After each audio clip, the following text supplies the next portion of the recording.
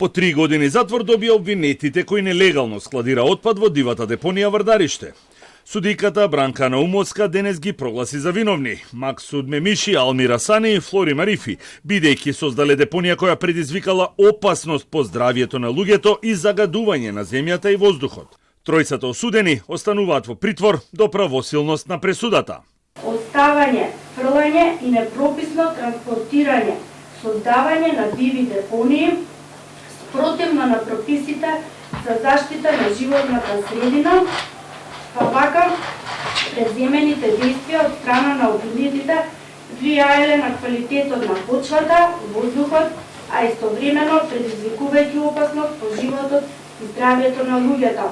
На претходното рочиште Мемиши, Асани и Арифи признаа вина, односно дека ја загрозиле животната средина и природа со складирање и создавање диви депонии на улицата Зендел Джемаил во Скопје. Изразија каење за стореното и тврдеа дека нема да го повторат делото.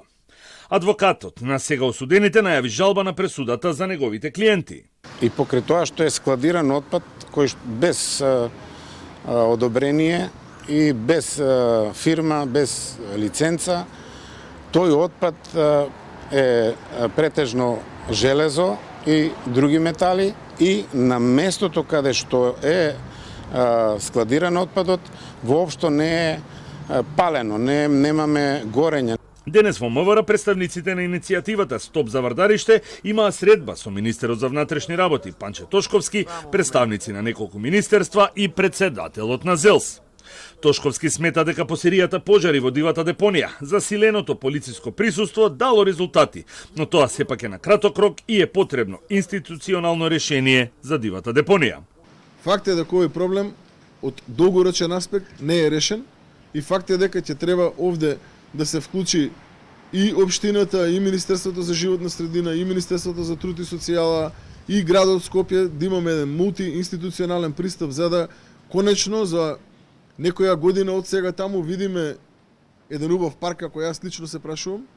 Од Сдруженијето Стоп за Вардариште очекуваат институциите да го спроведат најавеното, а до тогаш протестите ќе продолжат. Оно што беше дискутирано денеска е дека ќе има координативно тело кој ќе биде представено од Министерството за внатрешни работи, кој ќе ги надгледува сите други надлежности за да може да се решат да се реши овој проблем за кој е надлежен сепак повеќе министерства и повеќе општини. И сепак сакаме тоа да го видиме во пракса. Вардариште останува под 24 часовен надзор на полицијата и приватна агенција за обезбедување. Продолжена е и забраната за движење во и околу дивата депонија и најавено е поставување на видеонадзор до крајот на неделата. За сега нема ниту осомничени, ниту обвинети за пожарот во депонијата Дрисла, каде гореше речиси една недела.